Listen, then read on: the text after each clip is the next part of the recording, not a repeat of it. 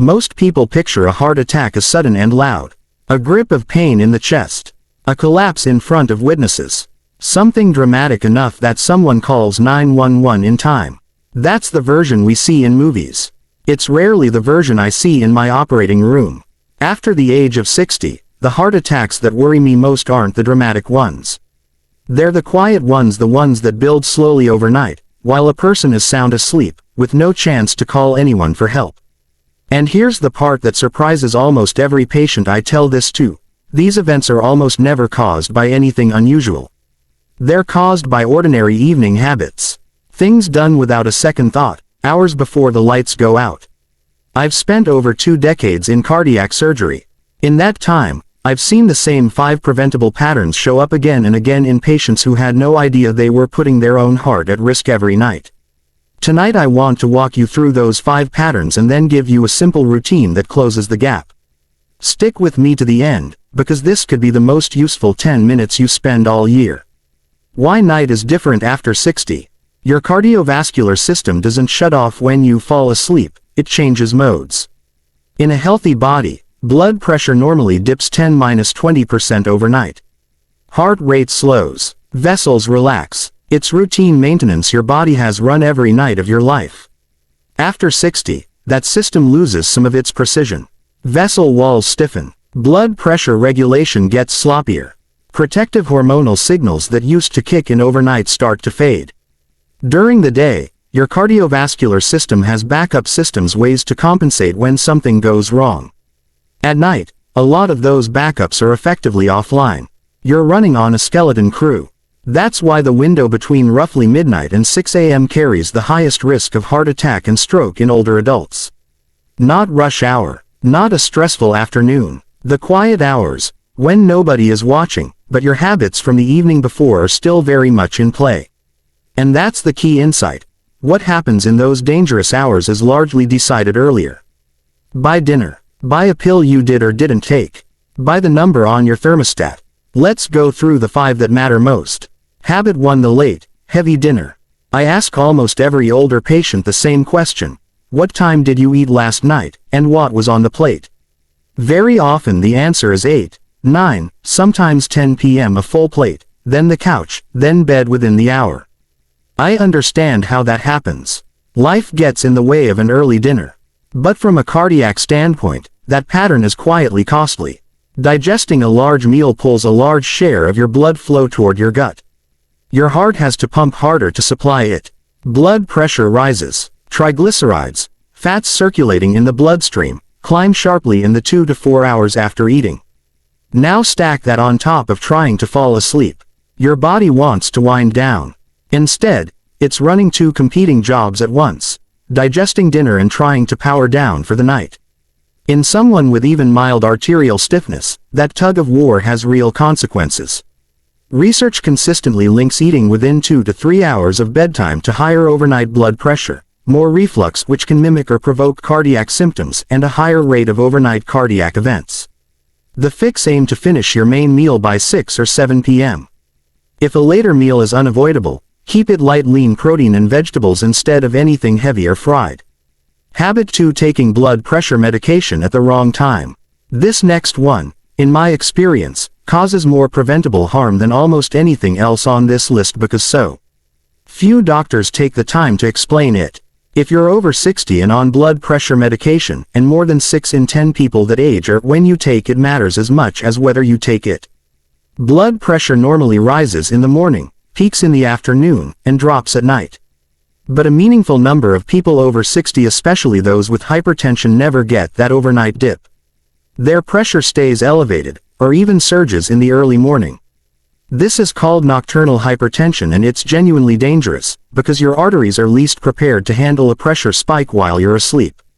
A surge at 3 a.m. is far more likely to rupture a fragile plaque or trigger a clot than the same surge at 3 p.m. If your only dose is in the morning, it may have worn off exactly when your body needs it most. The fix: ask your doctor, specifically, whether evening dosing makes sense for you. This is grounded in real research, including the well-known Hygia chronotherapy trial, which found evening dosing meaningfully lowered cardiovascular risk during sleep. It's a 2-minute conversation that could matter enormously. Habit 3. Ignoring the snoring. Think of someone in your life who snores heavily. A spouse, a parent, maybe you. Most people treat it as background noise and annoyance, a running joke. I treat it as a warning sign until proven otherwise. Sleep apnea is wildly underdiagnosed in people over 60. Estimates put it at roughly 1 in 3 older adults, most of them undiagnosed and untreated. Here's what's actually happening during an episode. Breathing stops for 10, 30, sometimes 60+ seconds, potentially dozens of times an hour. Blood oxygen drops. The brain registers an emergency and floods the body with adrenaline and cortisol. Heart rate spikes. Blood pressure spikes. The heart gets jolted awake while the rest of the body stays asleep, night after night, year after year. The numbers reflect that toll. Sleep apnea roughly triples heart attack risk and is strongly tied to atrial fibrillation, which itself raises stroke risk substantially. Watch for loud snoring, morning headaches, waking exhausted despite a full night's sleep, frequent nighttime urination, dry mouth on waking, or gasping, choking awake. The fix: if you snore heavily and have any cardiac history, ask your doctor about a sleep study. It isn't optional at that point. CPAP therapy isn't glamorous, but the evidence for it is strong.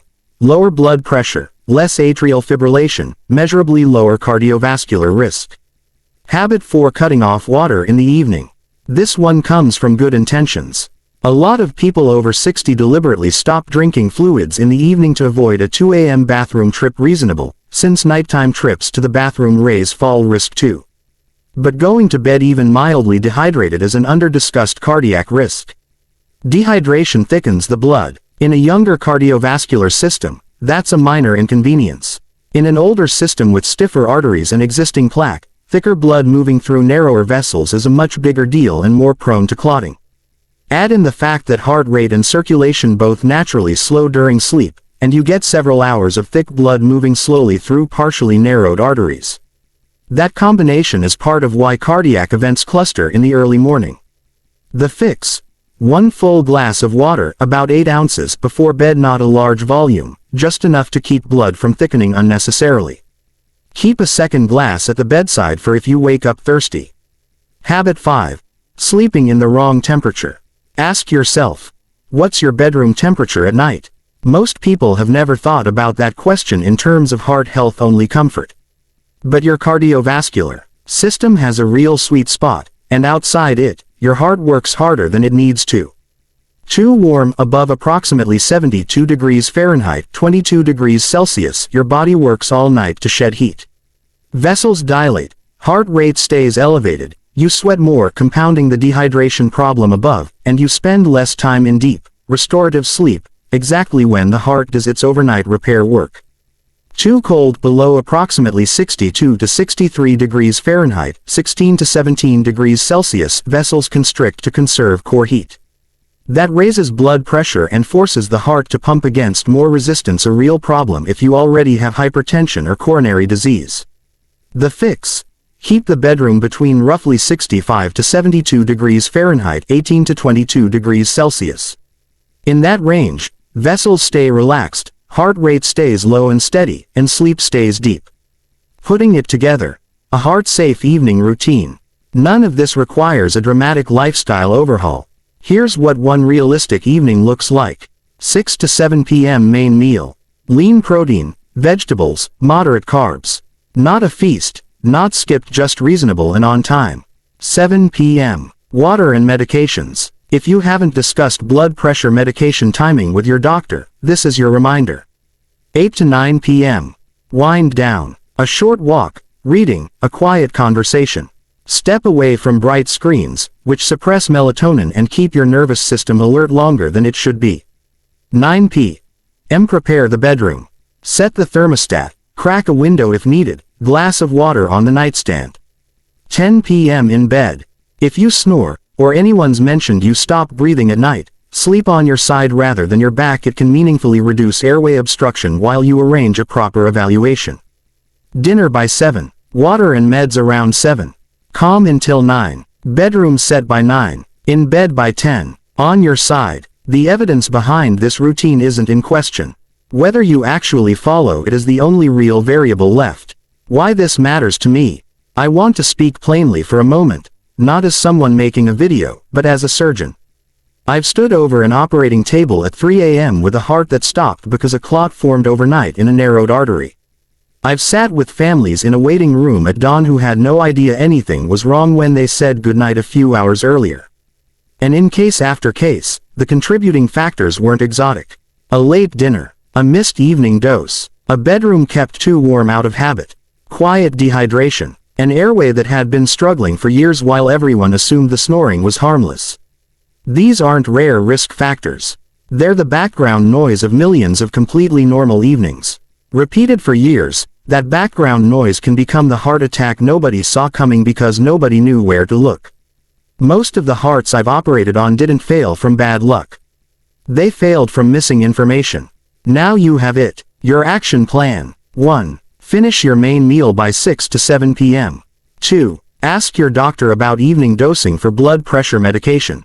3. If you snore, wake up exhausted, or have ever stopped breathing in your sleep, get evaluated for sleep apnea. 4. Drink 1 glass of water before bed, keep a second at the bedside. 5. Keep your bedroom between 65 to 72 degrees Fahrenheit, 18 to 22 degrees Celsius. I'd genuinely like to know which of these 5 do you recognize in your own routine. If it's 2 or 3, you're in good company. Most of my patients are. If this was useful, share it with someone in your life over 60 who's never connected their evening routine to their heart health. Disclaimer line read before sign off. Everything shared here is general medical information based on current cardiovascular research and clinical experience, not a substitute for personalized medical care. Talk to your own physician before changing any medication schedule, especially timing of blood pressure medication.